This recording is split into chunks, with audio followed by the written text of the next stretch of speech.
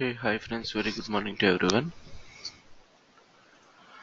So today we are going to see the concept of applying a patch on the data guard environment.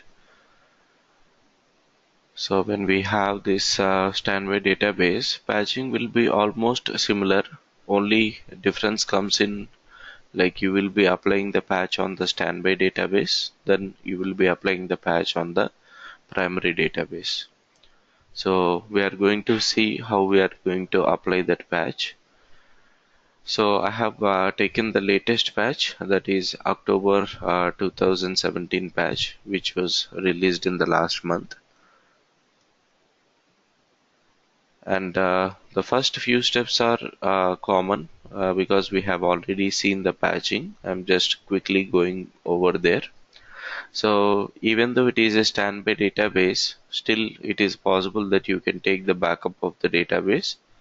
So if you require or you feel that it is better to take the backup, then you can take the backup from the standby database by connecting to the R1 prompt.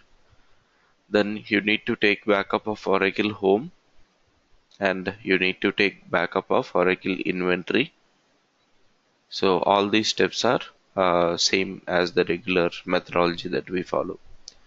So just to save the time, here I am not showing you these steps, or I am not taking the backup.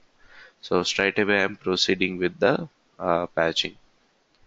So as I said, first we are going to do the patching on the standby database. So for that we are going to stop the MRP process and we are going to shut down the database, because patching requires database and other services to be down. So let us go ahead and do that. So again, the same thing what we are following, I have taken that. So white color screen represents the standby database and black color screen represents the primary database. So I'm stopping the MRP, then shutting down the standby database.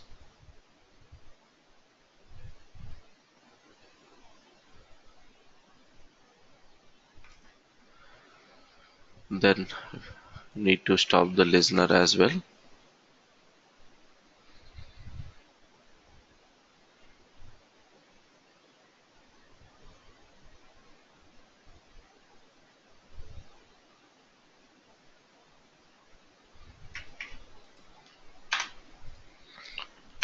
So done with these two steps.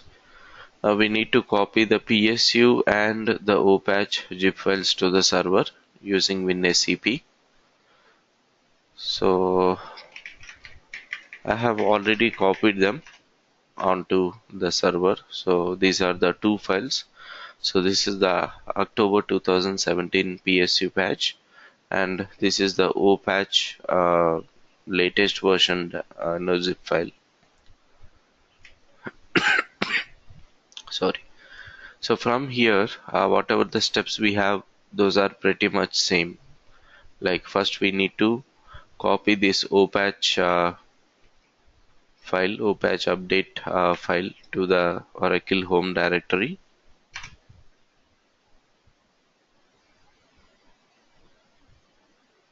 Okay, so this is, so that is of 12.1. Then we need to move to Oracle home, and there already we will be having a directory by the name OPatch that we need to rename with some other name. Then we need to unzip the file which we have copied.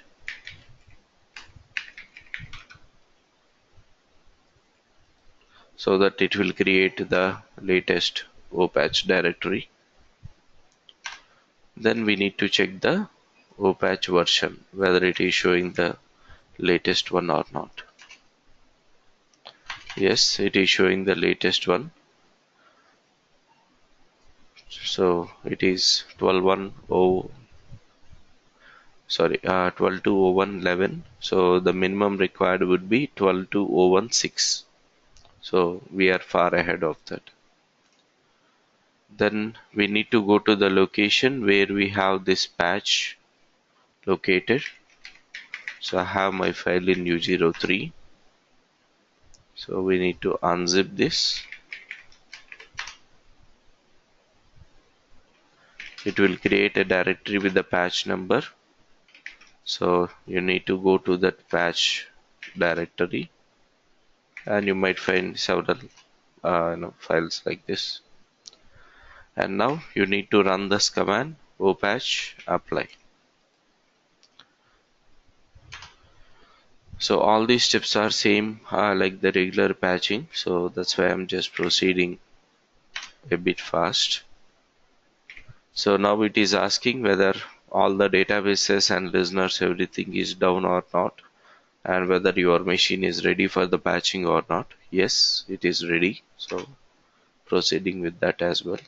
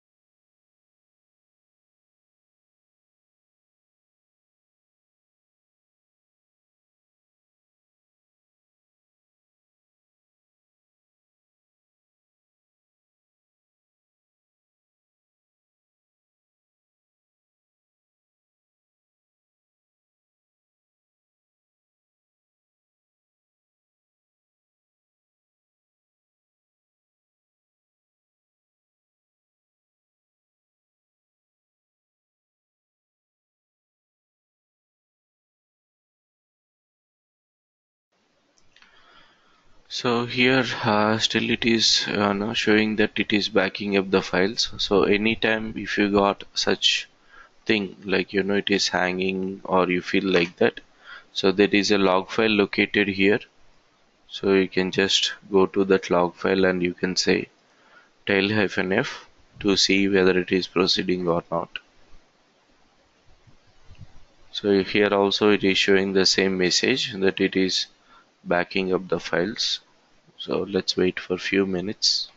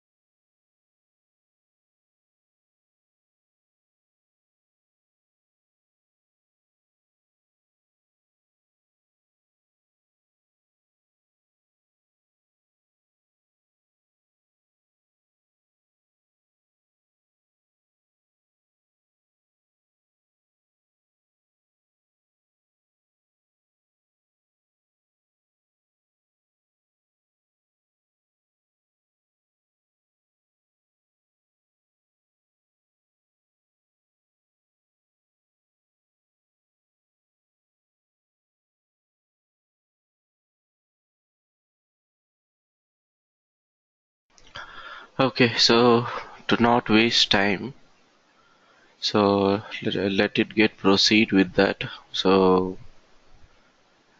once we are done with that step, applying the patch, then we are going to start the listener, then we are going to start up the database because this is a standby database. Either we will be opening it in mount state or read-only state, and then MRP process. I mean, you don't require to start MRP because we have configured the data guard broker. So broker itself will take care of starting the MRP as well. So usually, if you remember, after executing this OPatch apply and after starting the database, in normal patching procedure, we'll be executing a command in order to apply these patches at database level. So that command is this data patch hyphen verbose.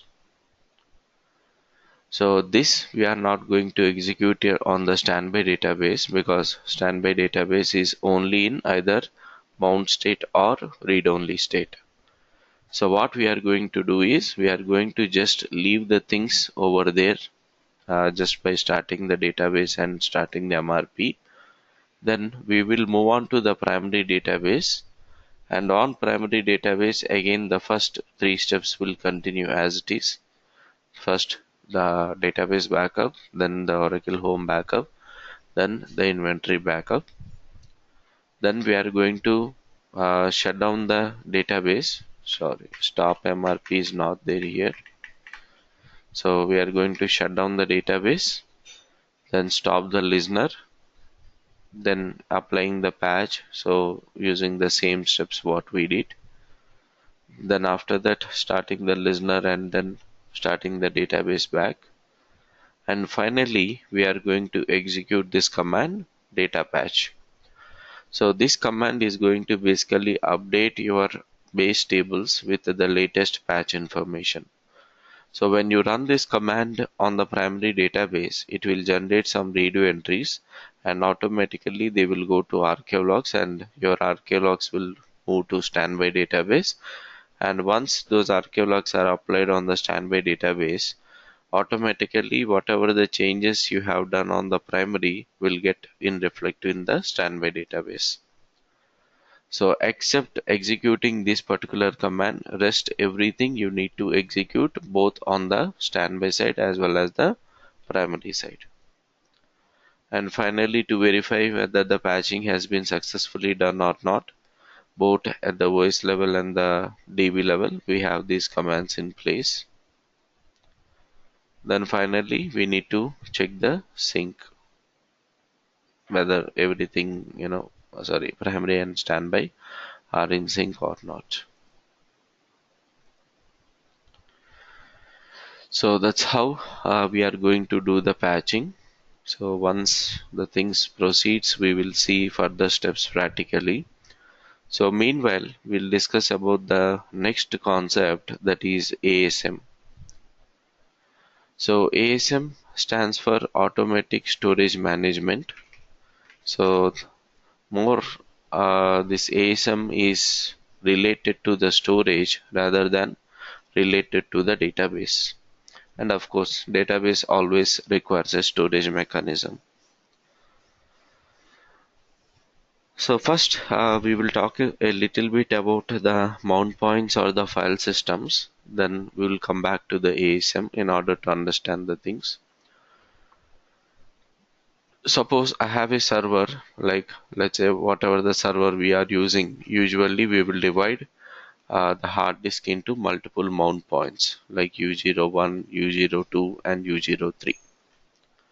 And when it comes to real time, each, if you remember, I said each mount point could be a separate hard disk. This could be hard disk 1, and this could be hard disk 2, and this could be hard disk 3, like that. So when you take a server, every server will have some limitation on the number of hard disk slots. So I'm not sure whether anytime you have a chance to open a normal CPU, desktop CPU, and see it. So usually you will be having 2 or 3 hard disk slots. So which means in that particular CPU or in that particular desktop CPU box, you can have only 3 hard disks in place with whatever be the capacity. So beyond that, if you want to go ahead and have the storage, let's say this assuming I have 3 hard disks and all the 3 got full. So, and I don't have further more slots to add. So to give a picture, let me take a picture like this.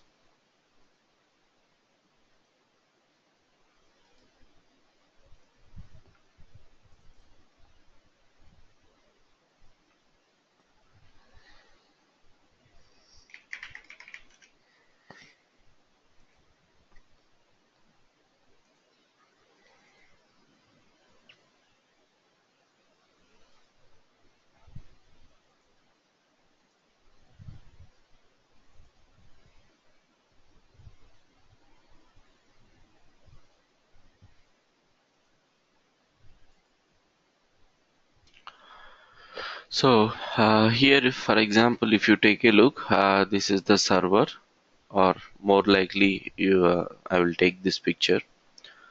So here, if you look at this server, you are able to see 4 different slots, which are representing with 4 different, four blue lights.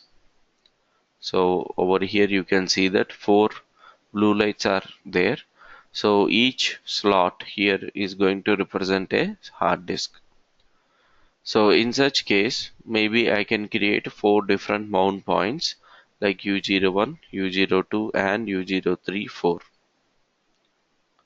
So once this server capacity is full, I cannot add any more hard disks because the slot is already, the number of slots are already full.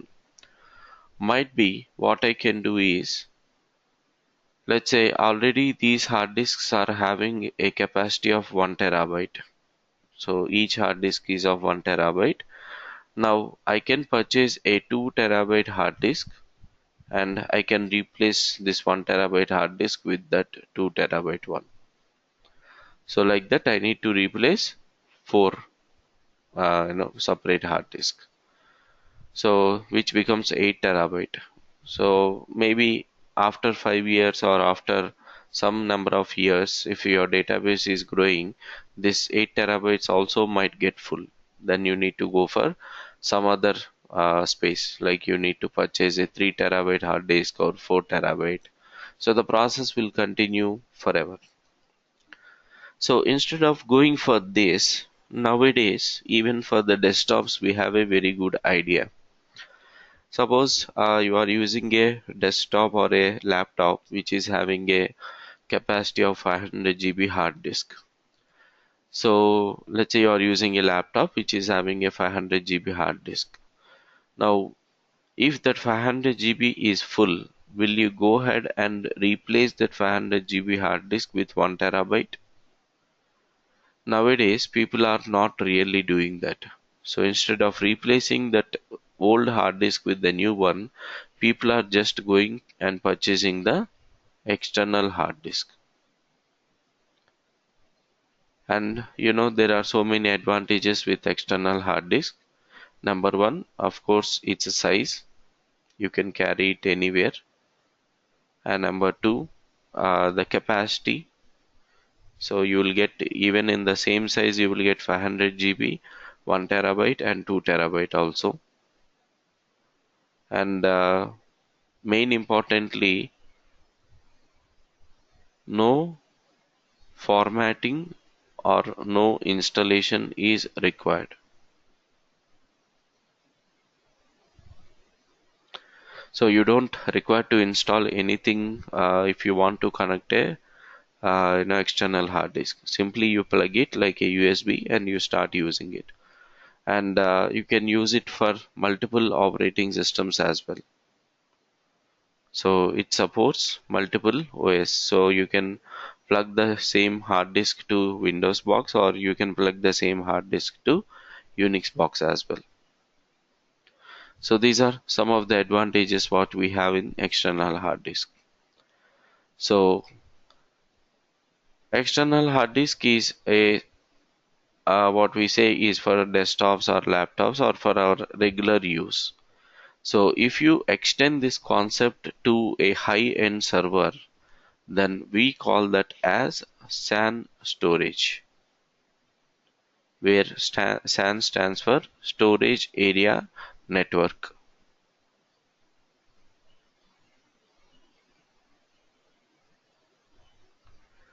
So this storage area network is just like an external hard disk, which are having the advantages like capacity. Of course, size I cannot talk it. Why? Because it's a server related thing. So definitely capacity. So you can have multiple capacity SAN storages, depends on the cost that you are going to put in. And there is no requirement for a separate installation or formatting. Directly you can connect this SAN storage and start using it. And it can be accessible for multiple operating systems. So you can use it for Windows or you can use it for Linux or whatever it is. So just whatever the features that are available with the external hard disk, the same you have with the SAN storage. So to give a picture of SAN storage, how it look like.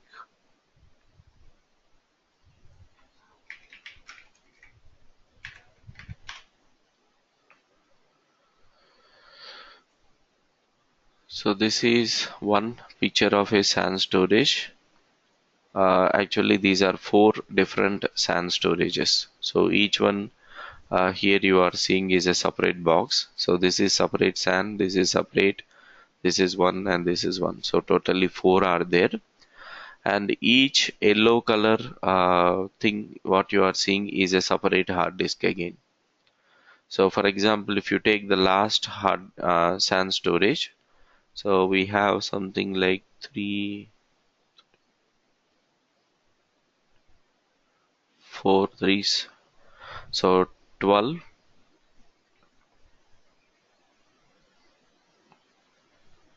20. So totally we have 20 slots over here. So even if you put 1 terabyte hard disk in each slot, it will become a 20 terabyte SAN storage. So if you take 2 terabytes hard disk, then it will become 20 into 2, 40 terabyte storage. So, this is how the SAN storage will be having huge space for us. And also, it is not like that all the slots should have the same hard disk capacity. For example, in first three slots, I can have 1 terabyte hard disk.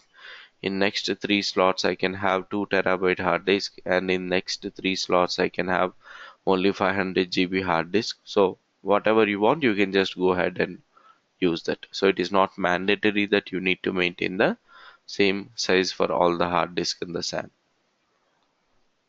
So you need to just connect this to your server as we discussed in this diagram. So your server has reached that capacity, so you need to go ahead and just connect this one.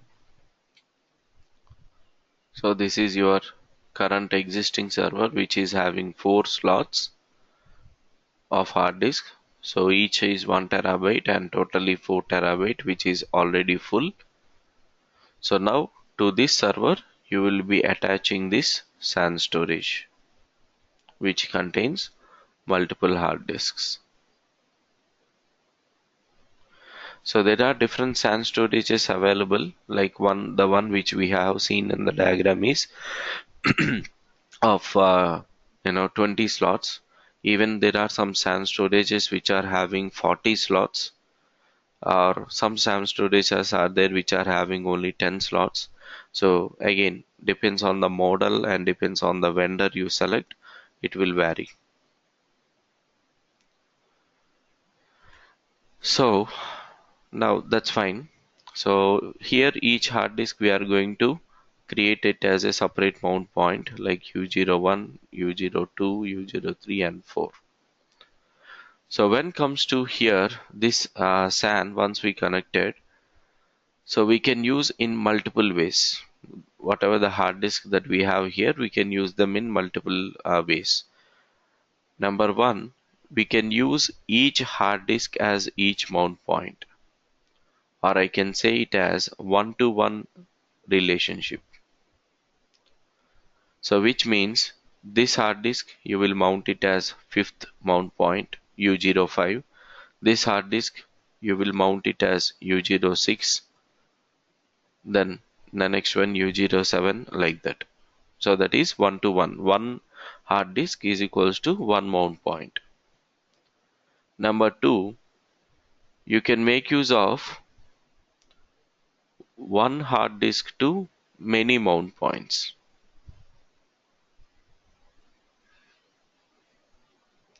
Means this hard disk, let's say I am using this hard disk. So this hard disk, instead of creating it as one mount point, I will create it as two mount points, U07 and U08. Let's say this hard disk size is 1 terabyte, so I will give 500 GB to U07 and 500 GB to U08. So that is one hard disk splitted into many mount points. So that is possible. And number three, many to one is possible. Many hard disks to one mount point. So suppose for example I have these three or four disks. So these three or four disks combined together, I will create one mount point. So because each disk assuming 1 terabyte is there, so U09 mount point size will be 4 terabyte.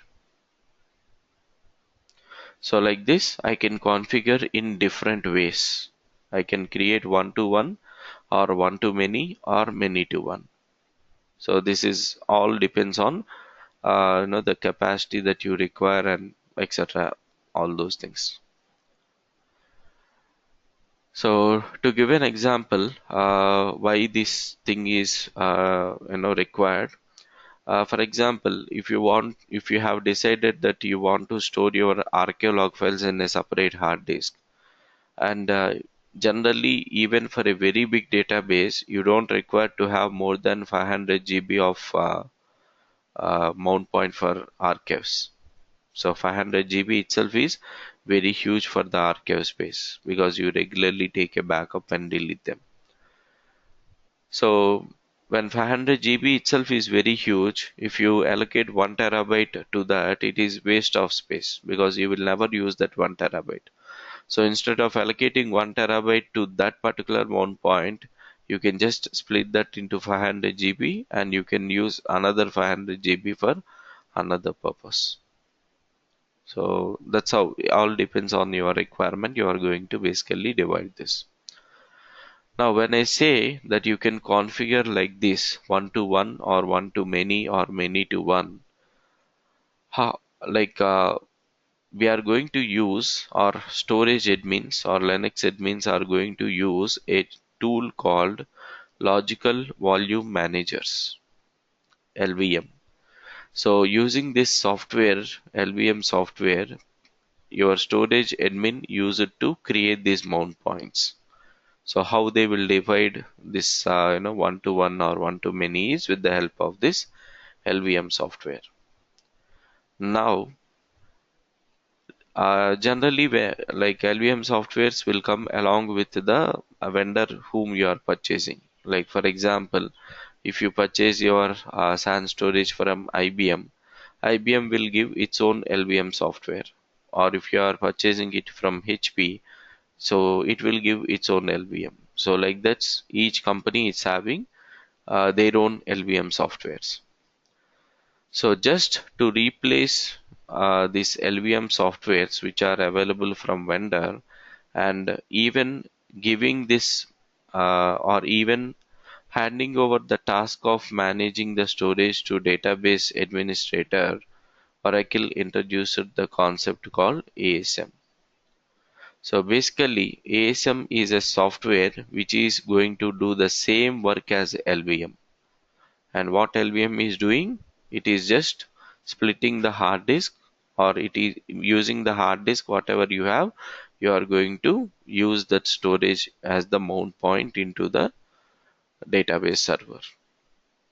So basically managing the storage will be performed by LVM. The same has been now taken care by ASM. So if you closely observe here, with the introduction of this ASM, Oracle wants a DBA to also take up a role of a storage admin.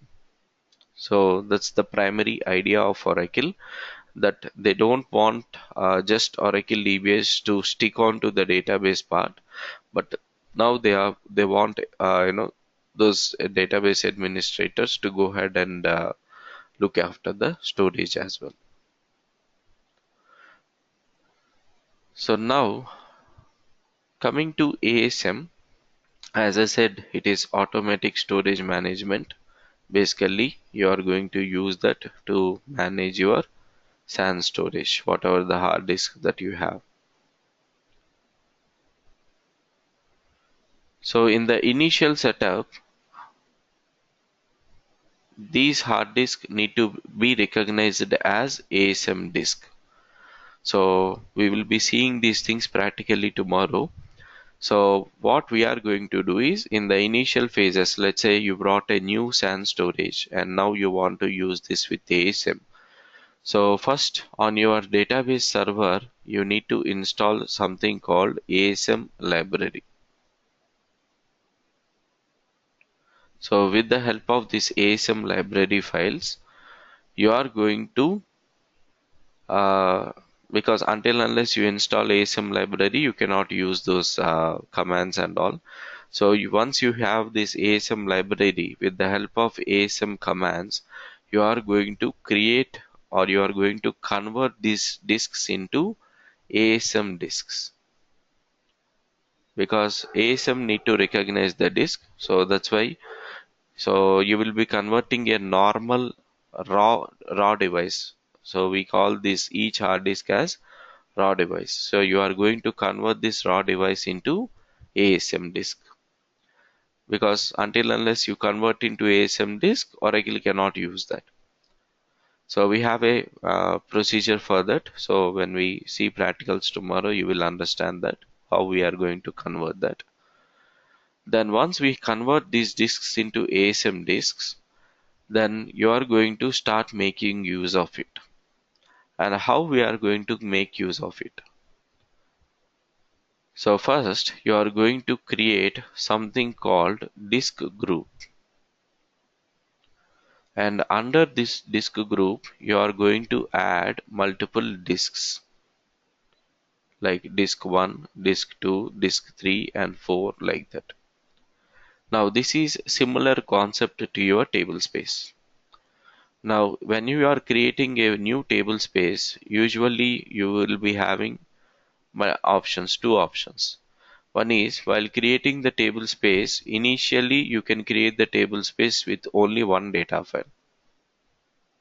Or in the beginning itself, you can create the table space with two or more data files. So we know this already. So similarly here also, you can create a disk group either with multiple disks, or you can create only with one disk as well. So when let's say I am creating a disk group with three hard disks. So the first three hard disks, 1, 2, and 3. So these three disks are going to be a disk group. So just like how we assign a table space name, so here also for disk group we need to assign a name. So let's say I will assign a name like data01. Then for the next three disk groups, I will create another disk group for 4, 5, 6, and I will call it as data02. And for the next two disks, I will create another disk group and I will call that as flash recovery area. Then the next only one disk, I'm going to again create that as a disk group, and I'm going to call that as ARCH, which I will use for storing the archaeolog files. And rest of the disks I will keep it for future use. So I'm not using these disks. I will just keep them as future use. So that is how basically with the help of this ASM software or we are going to divide the things. So few disks we will create it as one disk group, and few disks we will create as another disk group. So whatever is the requirement. And then sorry, I'm using fast recovery area and I'm using archaeolog for to store the archaeolog files. I'm creating a separate disk group called ARCH. Now let's say in future you have in data 01 you have three disks, and assume all these three disks are full. Now in that case, if these three disks are full here, now there are two options. Either you can create another disk group and start using it, or to this existing disk group you can add a new hard disk. So as I said, these I have some remaining hard disks here, so I just kept them for future use. So out of this I will take one disk and I will add this to data 01 disk group. So like that you can add n number of disks to the same disk group, and there is no limitation, frankly to say. In one particular disk group you can have unlimited number of disks. Such like that you can have n number of disk groups as well.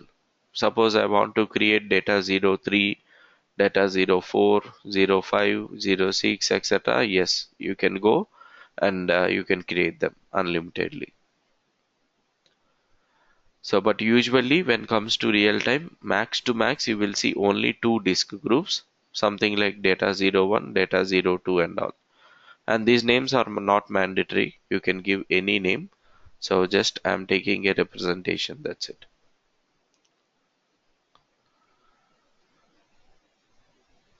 So that is about how the ASM things means what is mean by disk group and why ASM is used and all. So before proceeding with further things, anyone having any questions?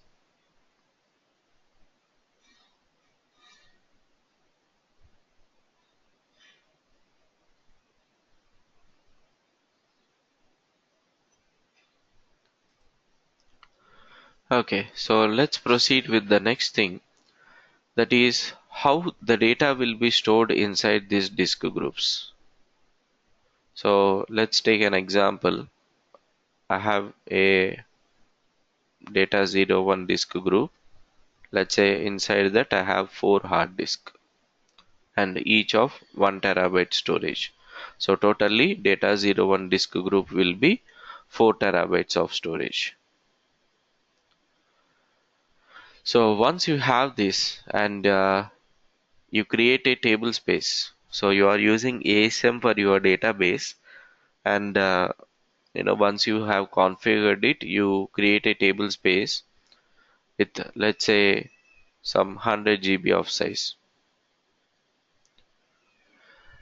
So what happens when you create this 100 GB of size is your whatever the space allocation that Oracle need to do, it will do in the chunks. So by default, ASM extent will be there. So the what you say, the space will be allocated in the form of extents. So which we call it as ASM extents. So we have different sizes. Like by default, it will be 4 MB. You can increase this to any count whatever you want. Like even you can make it as 1 GB as well. But usually people will not go more than 4 MB or 16 MB max. So now what happens here is, let's say I'm creating a data file with 100 GB. So Oracle is going to divide that 100 GB into these 4 hard disks. So first it will allocate first 4 MB here, then it will allocate second 4 MB, third 4 MB. For convenience purpose, let me take 5 hard disks. So fourth 4 MB and fifth 4 MB. So altogether now it has occupied 20 MB. Then again it will come and it will allocate one more 4 MB in the first disk, and one more 4 MB in the second disk, and one more 4 MB in the third disk, and one more 4 MB in the fourth disk. So like this, your data or your hard disk, or sorry, your data file data will be splitted into all the data files, all the hard disk. So like this 4 MB 4 MB it will allocate, and finally it will make it as 100 GB. That means let's say I'm taking 5 hard disks, so 5 terabyte. So your 100 GB data is not going to store in a particular disk, rather it is going to spread across all the disks here. So this concept of splitting the data and storing in each and every hard disk is called as striping. So striping in the sense distributing the data into all the disks. So this is what exactly is one of the greatest advantages of ASM. Now how it is going to be the greatest advantage? So when you are trying to retrieve the data, so normally in a normal file system or a mount point, if you store or if you create a 100 GB data file, that 100 GB data file will be there in the same hard disk, or it could be in a, if you are creating it with 2 data files, it could be in 2 different hard disks. Let's say it is in same hard disk. Now Oracle need to scan this entire data file to retrieve the data. For example, your data is there at the end of the data file. So your user has executed some select query and picking up some data, and that data is present at the end of the data file. So when Oracle is searching for the data, Oracle cannot jump directly to the end of the data file. It need to start scanning from the beginning. So when it start scanning from the beginning and keep on reading, and finally it move to the end of the data file, which means almost it is scanning 100 GB of data. So which is obviously going to take some time. Now come back to this ASM striping concept. So here, not only that Oracle is going to distribute the data, into all the disk here, but it will also maintain the information in which disk what blocks are present. So and for which data file. So in this 4 MB space, it will also maintain the metadata information, like for which data file this data is, and how many in 4 MB, because our block size is 8 KB, some blocks will be there, so it will store that blocks information as well. So when you want to retrieve the data from the ASM disk, you don't require to scan the entire data file. So let's say it got to know that the data is available in the fourth hard disk, it will scan only the fourth hard disk, and that too it will scan only the data related to that particular data file, and fastly it will retrieve the data and it will give to the user. So which means the search area has been reduced. Earlier you are searching for 100 GB or you are scanning entire 100 GB data file, but now you are scanning only hardly 1 GB or 2 GB of file. So when you scan only 1 GB or 2 GB, it will be much more faster than the regular way. So that's how striping is going to give a greatest advantage for ASM. And also ASM is very much flexible in terms of adding and deleting the hard disk. So let's say, so this is my data 01 with 5 terabyte, and let's say newly I added 3 more disks to this. And whenever you add 3 more disks, so let's say 100 GB data file, earlier it is spread across 5 hard disks, and now because you have added another 3 or 4 disks here, the moment you add the next 3 or 4, or let's say another 5 for our convenience, immediately whatever the data that was there in these first 5 hard disks, the moment you add the next 5 hard disks, the data will be again distributed here. Means earlier 100 GB is distributed across 5 hard disks. Now that same 100 GB data will be spread across 10 hard disks. So this concept we are going to call it as rebalancing of data. So whenever you add a new disk, automatically the data will get rebalanced to the new hard disks. Similarly, let's say you got some issue with disk number 3 and 4. So disk number 3 and disk number 4 got corrupted. So you want to remove those disks from the disk group. So we have very simple command like alter disk group, drop disk and all. So when you execute that command and when you remove this 3 and 4, before removing that 3 and 4, whatever the data that is available in 3 and 4 will now get adjusted with the other disks. So the rest of the 8 hard disks. So means again the rebalancing is happening.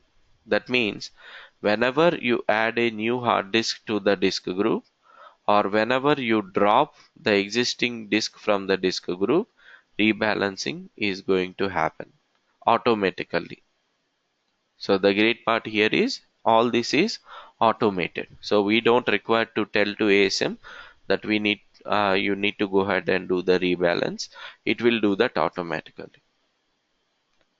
So that's one of the another advantage what we have with ASM.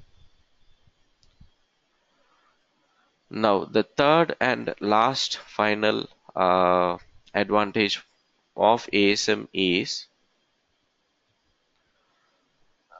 ASM provides you to maintain a mirror copy of the same hard disk. That means if you have a SAN storage, let's say SAN storage 1, you can have another SAN storage, let's say SAN storage 2, which will act as the same copy of SAN 1.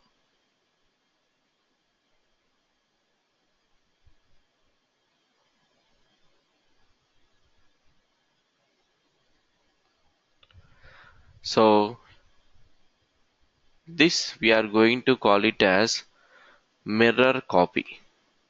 SAN 2 is the mirror copy of SAN 1.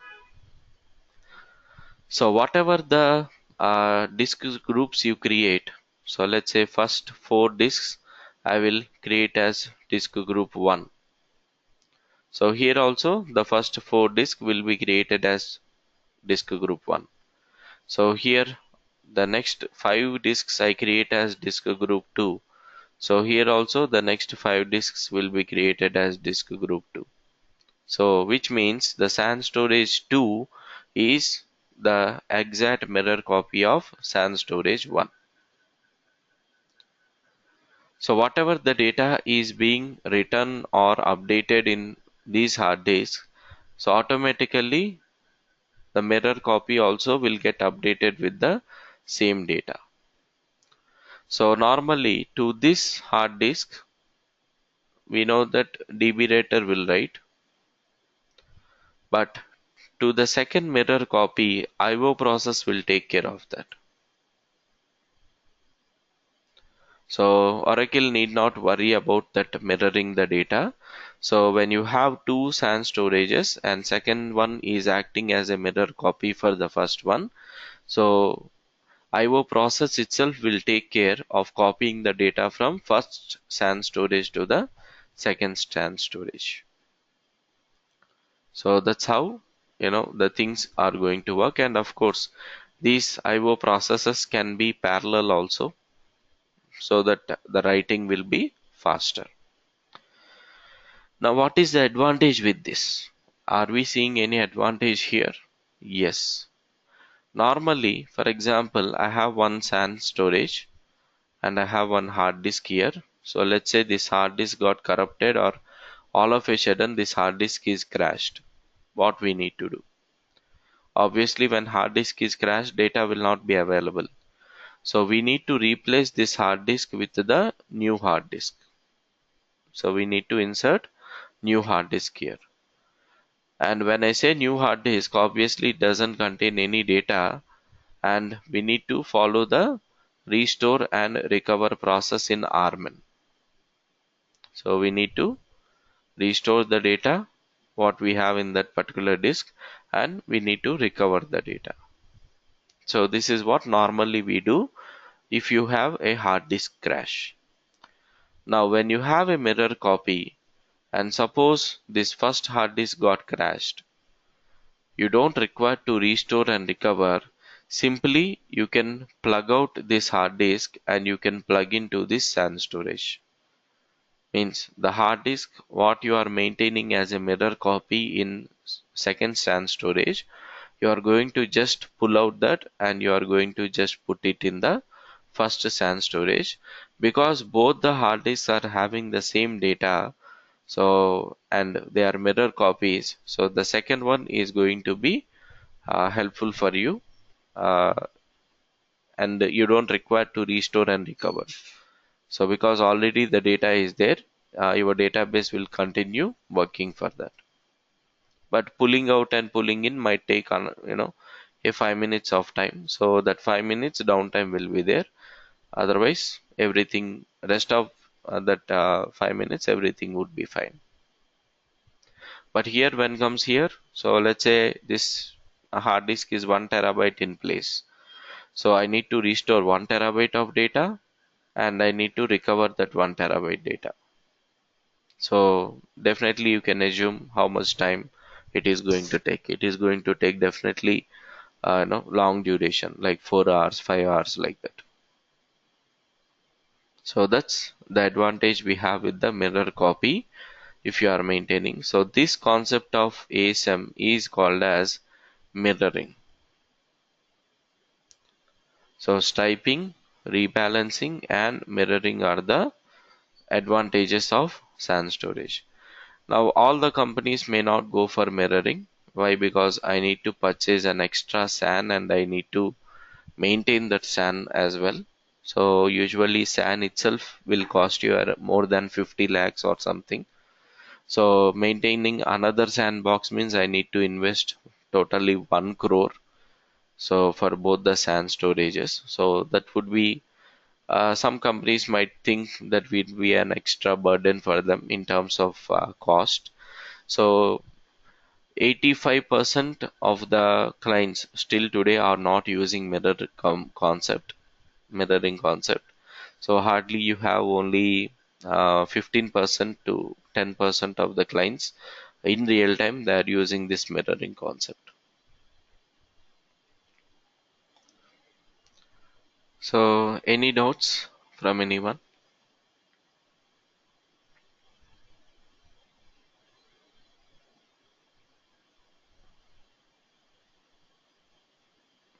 Okay. So now how these things are going to work with respect to database. So till now we talked about the storage part more. So suppose this is my database server. So how this database server will start communicating with the SAN storage now. So whenever you create and configure ASM disks and all, so normally instance will be there. It is database instance which contains your SGA part as well as the background process. So this you people know already.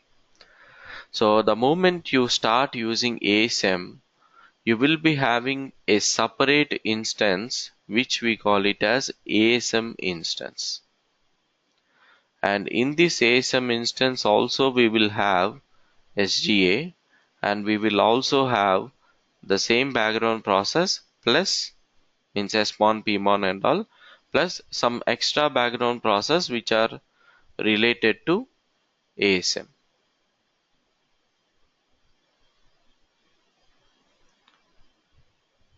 So we have some background process called ARB, stands for ASM rebalancer. This is the supervisor. So whenever rebalance need to happen, this is going to just supervise that. And then we have rebalancer, which we are representing with RBAL, which will do the actual work.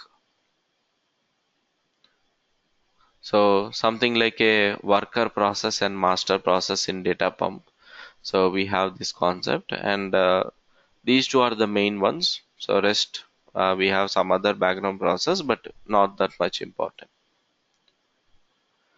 So in the same server, you will be having two instances. One is database instance, and second one is ASM instance. Now things will change a little bit over here. For example, you know how a select statement will process in the database till now. But now we have ASM instance also in place. Now let's see how you know these things will work if a select statement wants to retrieve the data. So the processing, the parsing and all will take place in the database instance only. And finally server process will start searching for the data. So that one also, it will search for the data in the buffer cache of this database instance. If the data is not available, it need to pick up from the hard disk. So here comes the difference. This server process will not directly go to the SAN storage. Instead, this server process will go and contact the ASM instance. And in ASM instance, there will be a process which will go and search for the data in the disk group or in the hard disk. And once it finds the data, it will bring that data and it will store it temporarily in its own database buffer cache. Then it will give that data to the user, and of course, if filtering is required, it will be done in PGA, and finally the data will be given to the user. Now here you might ask me a question. So till now server process directly searching for the data in the hard disk and it is giving the data, but now it is handing over the task to ASM.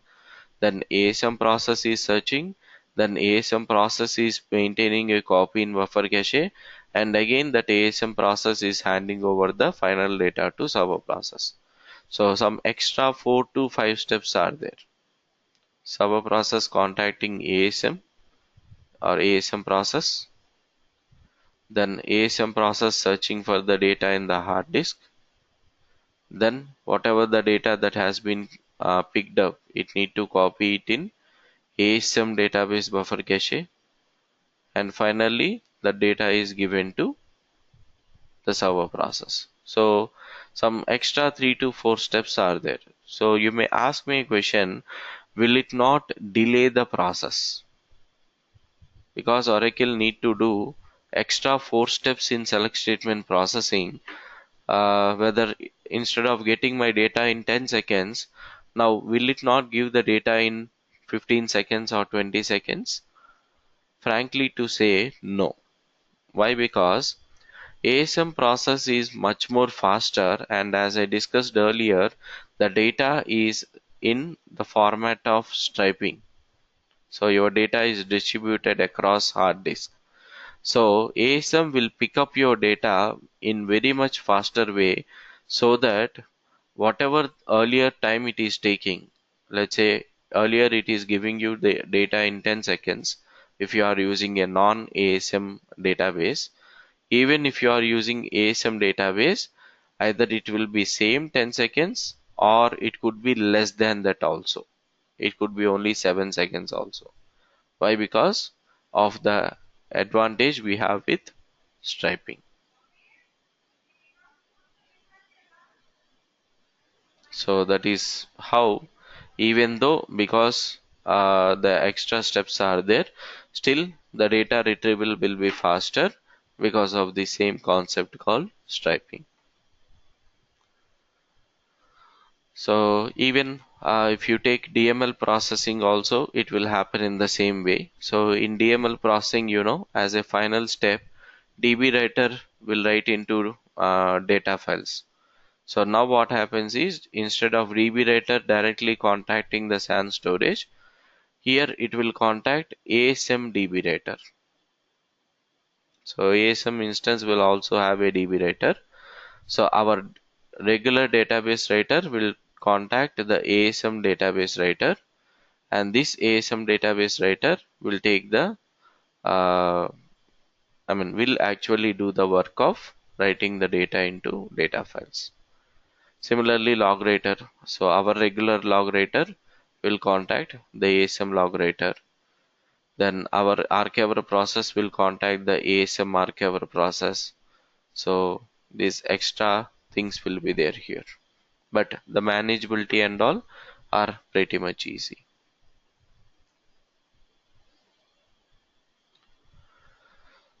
So any questions?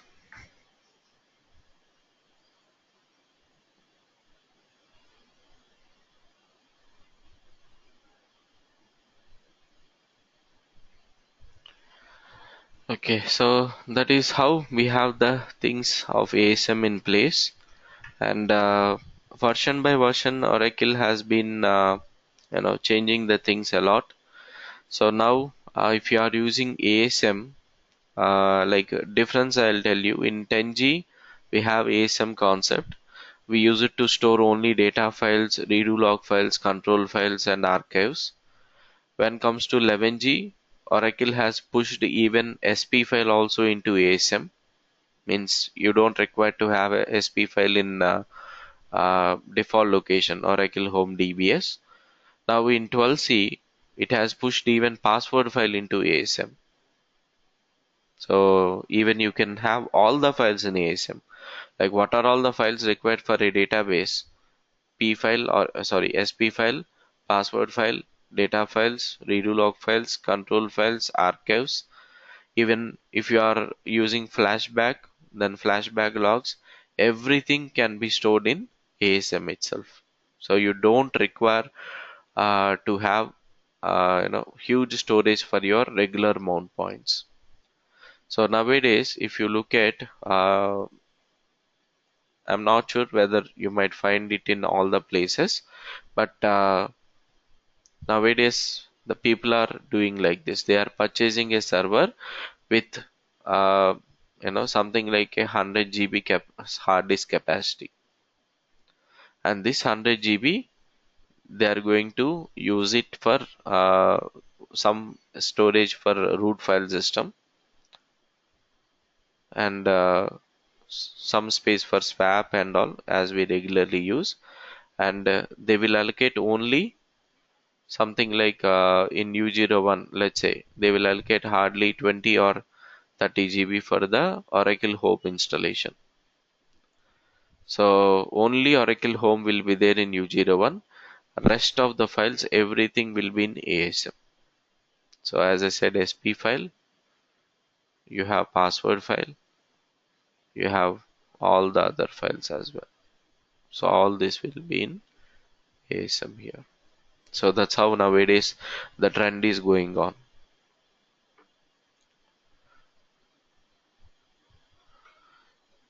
So that's about it, and tomorrow we will see this and how we are going to use that ASM thing and all.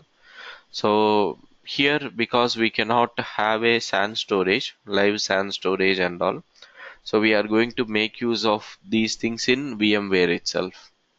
So we will create a new VMware machine, and to that new VMware machine we will be adding up the new hard disk, just like a SAN storage.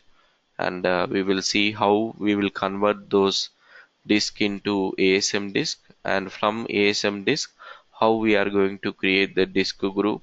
So we will see all those things.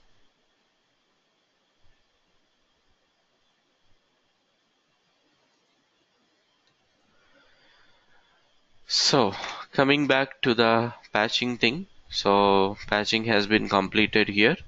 So you can see it was saying that it has successfully applied. So this in the standby database. So as we discussed, once it is done in the standby database, directly we are going to start the standby database. We are not going to run anything.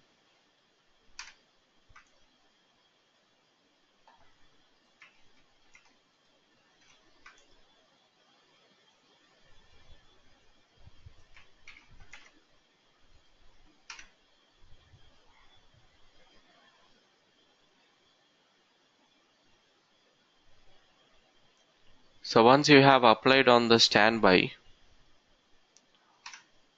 because we configured the data guard broker, if we wait for a minute, automatically MRP will start, and you can check the sync status.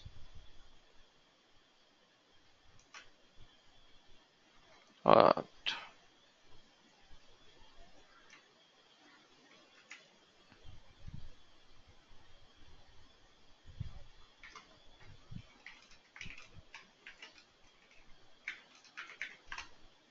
yes, you can see MRP is started here. Now let's check the sync here. Yes, both are in sync, 85 and 85. So now we can go ahead and perform the patching on the primary database. So again here also I'm skipping the first 3 steps just to save the time. So I'm shutting down the database.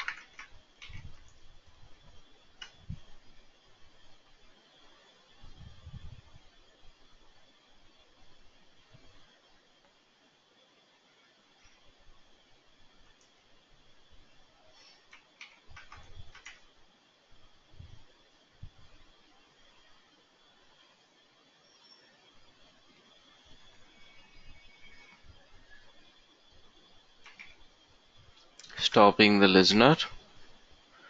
Then copy the PSU and things. So I have already copied in this location.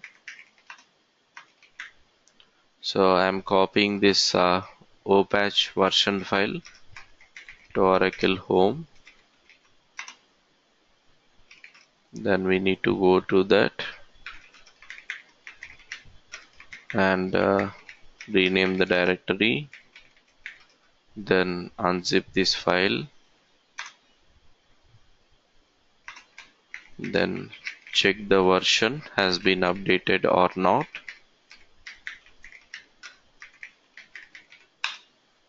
Yes, it is 12.2.01.11. Then go to the location where patch is there and unzip the patch.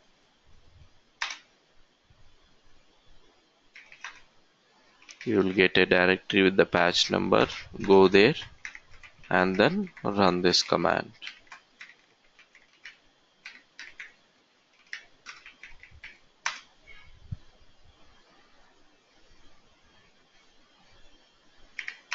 So asking for confirmation, just give yes, it will proceed.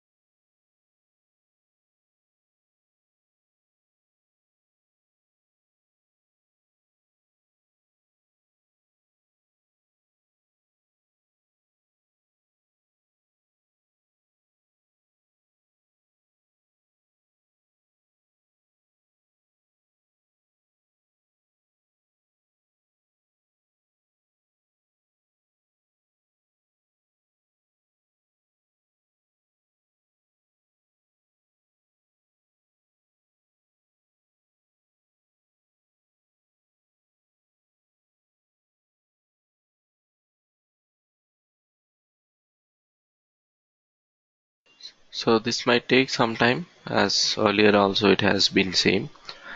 So the only thing is, once we complete the patching, we need to start the listener and database, and we need to execute this command /data patch, so which is going to update your base tables with the patch information. And once it is done, just verify on both primary and standby whether everything is fine or not. But this select query you can execute in standby only if it is in open read only mode. You cannot execute, of course, in mount state. So just make sure of that.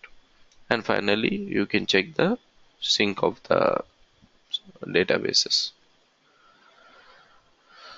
So that's how the patching things will taken care in the data guard environment. So any questions related to this?